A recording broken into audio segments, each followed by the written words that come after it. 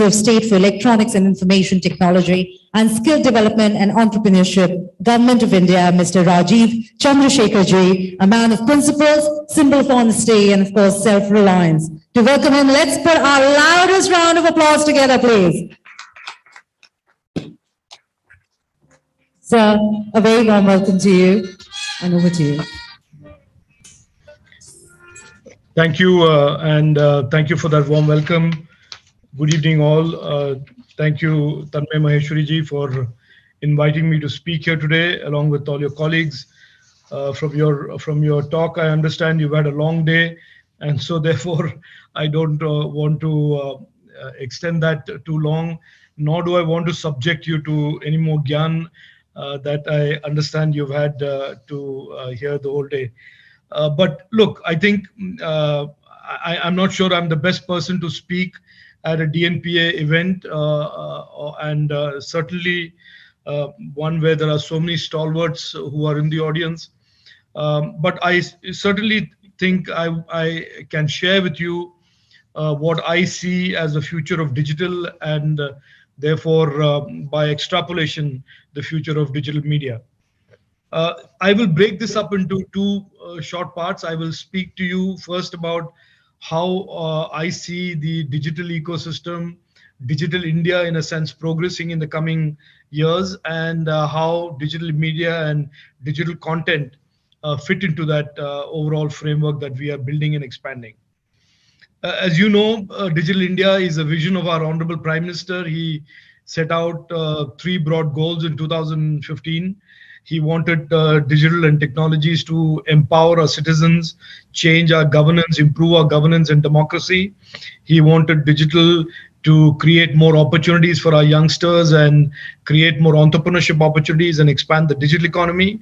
And he wanted, through Digital India, for India to be the producer of technology rather than just be a consumer in the years going forward.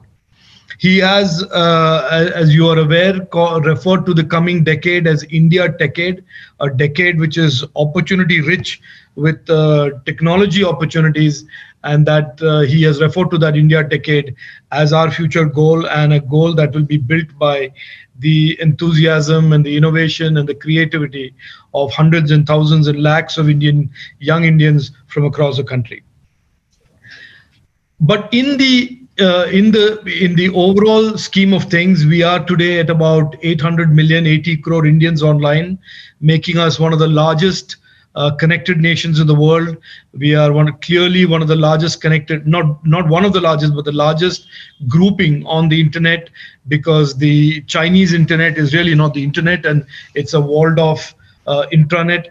So if you consider that amongst the world's open societies and open nations where media counts, where information is the right of every citizen, India certainly is the largest connected nations and the largest informed society on the global internet.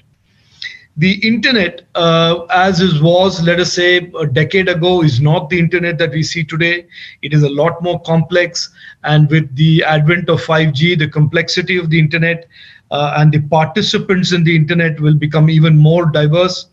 The internet, which was blandly referred to as where there was a definition of intermediaries in the 22-year-old IT Act, which basically qualified the internet and one class of companies or platforms that sat on the internet as intermediaries, has become certainly in the last 2 decades a much more complex thing, with a much more diversified set of applications and platforms that characterize the internet today.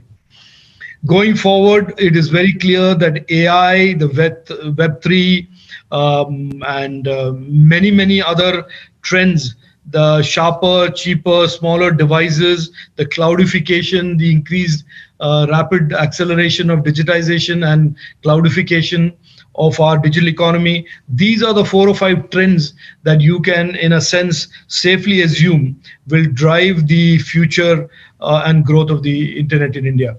It's clear also that we have today 80 crore Indians online, and very certainly by 25, 26, we will have almost 120 crores or 1.2, 1.3 billions connected to the internet and using the internet for a diverse set of services, products, and other information that they seek out.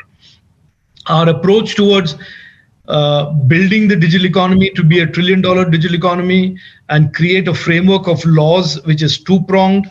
We have already put out what we consider as one of the two prongs, which is the Digital Personal Data Protection Bill, which essentially codifies the right to data protection of the individual citizen, but creates a predictable, easy, compliance, unintensive framework for those who innovate on the internet to also continue to do what they do whilst respecting the data protection rights of the individual. So that's one prong.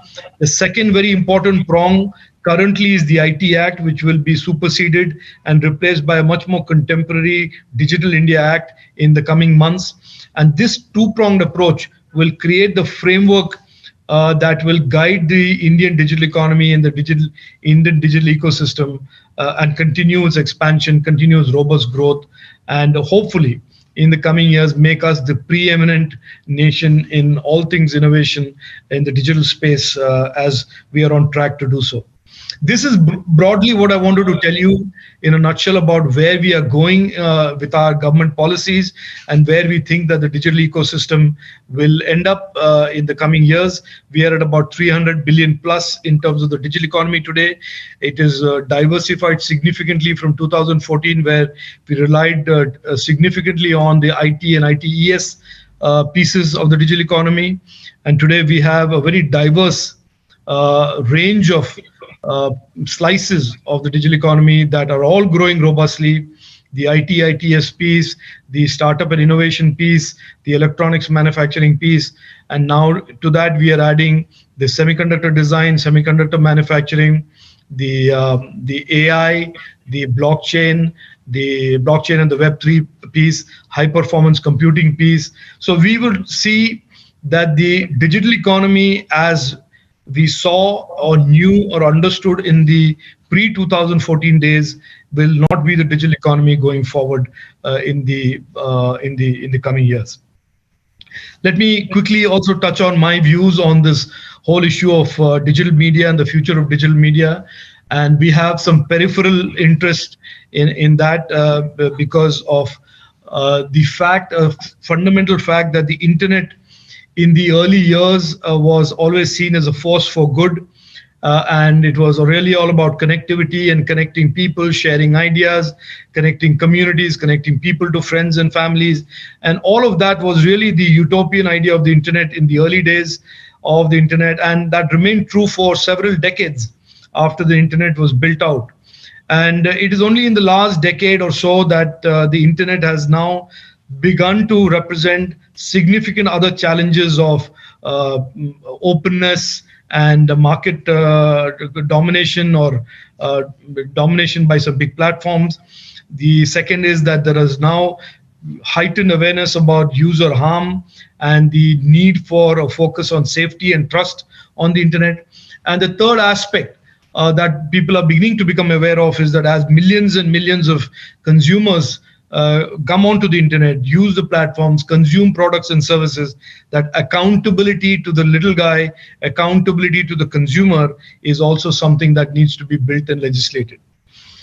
And many of you in the audience will understand this, that for many, many decades, regulation and government lawmaking or government scrutiny or indeed societal scrutiny or oversight about digital platforms lagged innovation because it was seen that these are all innovation platforms and they did not represent any threat. They did not represent any criminality.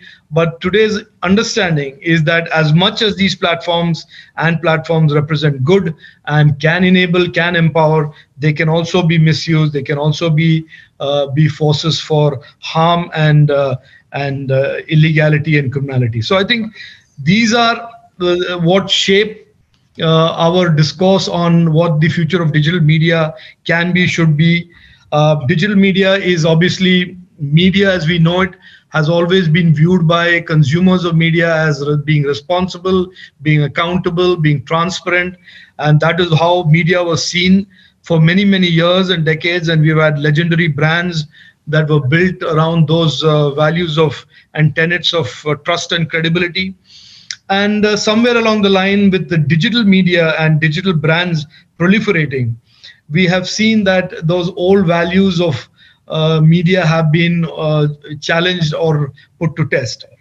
And in the ministry, in our ministry, we have done many experiments, and I want to just share this with you in the audience, where we have seen that newer D2C type of media platforms who use misinformation, they use partially true information, create more velocity and much more reach for their content than traditional brands that still do the right thing and do researched content and do content that is absolutely accurate.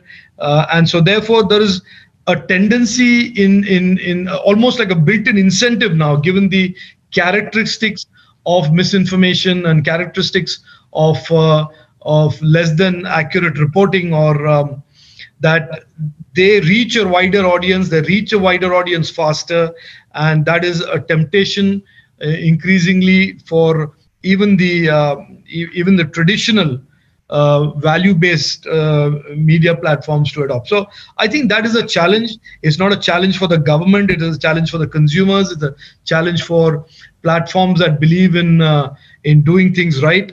And this characteristic of the bad news or the wrong news traveling further and faster than the good news and the correct news is something that requires our discussion and conversation and discourse to see what we should do about it. So I'll leave that with you to think about. Clearly, the other big area in the overall digital economy is the economics of digital content, whether that's news or entertainment. And there are certain issues in the way the internet has evolved, where the power of digital advertising with ad tech platforms controlling more and more of this digital advertising revenues and monetization revenues, that there is a deeply inbuilt imbalance into that whole dynamic of content creation and content monetization that leaves the small guy at a disadvantage, and is really not the right thing for a country like ours, where we have potentially hundreds and thousands of creative content creators and many true hard value-driven, truth-driven content creators in the news segment.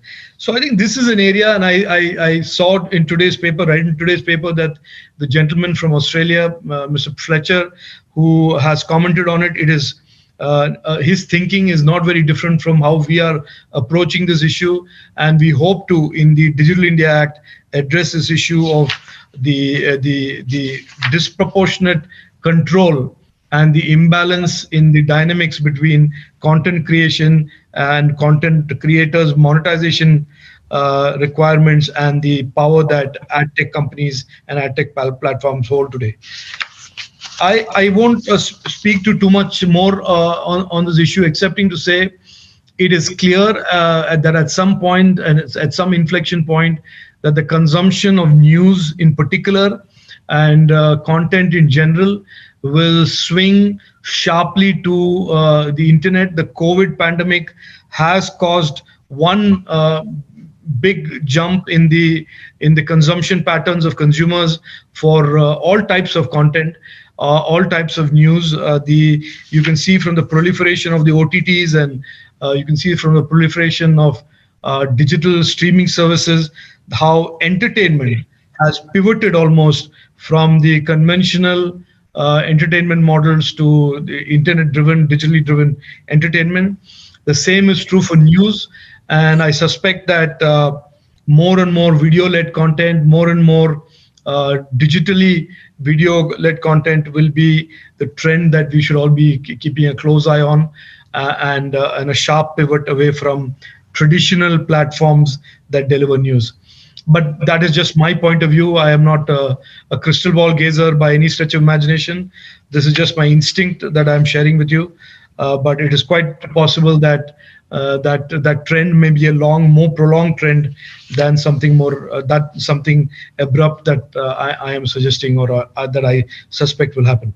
I will leave it at that. I think I will just end by saying that we are living in extremely interesting times. I think the digital space is only going to be there's only one thing that you can accurately predict about the digital space if you're operating in that, if you're in a stakeholder in that it will be continuously disruptive. Disruption will be the regular normal for all things digital and all platforms digital. So like we have just seen in the last few months, the ChatGPT phenomenon is going to turn on its head many conventional digital platforms, including search, that we all thought had been conquered and the winner had been declared. But I think the AI and the power of AI and the learning platforms that are just going to now come out in increasing numbers are going to continuously disrupt what is the leading platform, who's the leader, and who delivers what products, functionality, and service in what form. So I think we are living in interesting times. I personally, after having spent over 3 decades in technology, find that the period that we are living in represents more challenge and more opportunity and excitement than ever before. And so I will just alert you all to that, and say that when disruption is a new normal, being paranoid is every day and every time is absolutely the right thing to do for your businesses and your technologies and your platforms and your brands. So I will leave it at that. Thank you for the opportunity to speak to you. I know it's been a long day, and I thank you very much for your patient listen, and I wish all of you the very best in the coming new year and more success. Thank you. Jai Hind. Rajiv ji, thanks a lot. I think so. आपने अपने 15 minute में इस पूरी की पूरी news ecosystem के सारे issues, threats, opportunities सबको आपने काफी अच्छे से रखा. Right from the menace of the fake news to the monetization issues, which all of us actually face on day-to-day basis. So we are really, thankful to you for all of this. Secondly, we, all of us, especially, in the organized news media, are really, looking forward to the new bills. And I must, thank you, on behalf of the entire body that, the kind of, initiatives which, the government has taken to, protect the interest of the organized digital media industry is really, appreciated by all of us. And we really look forward to a new ecosystem where we have a much more level playing field so that all of us can again prosper and grow. Thanks a lot, sir. Thank you. Thank you very much, Honorable Minister, sir. And with that, thank you very much. Can I please invite Dr. Anurag Batra, Chairman and Editor-in-Chief, Business World and Exchange for Media Group, to address everyone here, the amazing audience, and of course, to also introduce our esteemed jury. Sir.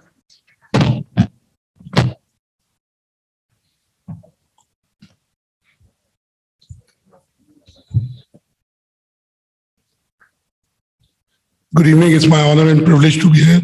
First of all, kudos to Sanchali for hosting this throughout the day with energy and aplomb. So please give Sanchali a big round of applause. Sanchali every year, the last few years, hosts our biggest awards night, which is the Exchange for Media News Broadcasting Awards. And we know she does a fab job. And Sanchali, I've known you for many years, but what I'm particularly impressed is the weight loss you've gone through. When I grow up, I definitely want to be like you. But coming to the serious business, first of all, my gratitude to the Honorable Minister, Mr. Rajiv Chandrasekhar, for summing up the challenges and opportunities so well. And Mr. Tanmay Maheshwari rightly thanked him, complimented him. And I must say, Mr. Minister is gone, but he's definitely competent to comment. He started in telecom, then he built a media empire, which he sold to News Corp. Then he invested in media startups, has a fund that focuses on investing in media. So clearly he is competent to comment on that. It's my honor and privilege to welcome you to the first edition of the Exchange for Media DNPA Awards. Thank you, Mr. Tanmay Maheshwari. Thank you, Mr. DJ Narayan. Thank you, Mr. Jata Gupta, and all the DNPA Executive Committee members for partnering with Exchange for Media on that. It's my honor and privilege to wear. Awards are about two stakeholders. One is the people who apply, who do great work in the ecosystem. Second is the jury. So it's my honor and privilege. We should have done that before at the start, but it's never too late to correct yourself. But let me acknowledge jury members of the first inaugural Exchange for Media DNPA Jury Awards. Let me welcome our jury chairs, Mr. Sunil Arora, who's a former Chief Election Commissioner. He was the chair of the inaugural edition of the E4M DNPA. Please give Mr. Arora a big round of applause. Again, he doesn't really need an introduction. He's a civil servant of repute from the Rajasthan cadre. He's been an INB secretary, chairman and MD of Air India, and I could go on. But his last position was the Chief Election Commissioner, which is constitutionally among the senior-most posts that any individual in India can. So thank you, Mr. Arora, for chairing this. Because of your chairing this, I'm sure it brings gravitas and seriousness to the process. I know he told Mr. Tanmay Maheshwari on the day of the awards that why Mr. Maheshwari should sit through the whole awards. And Tanmay ji commented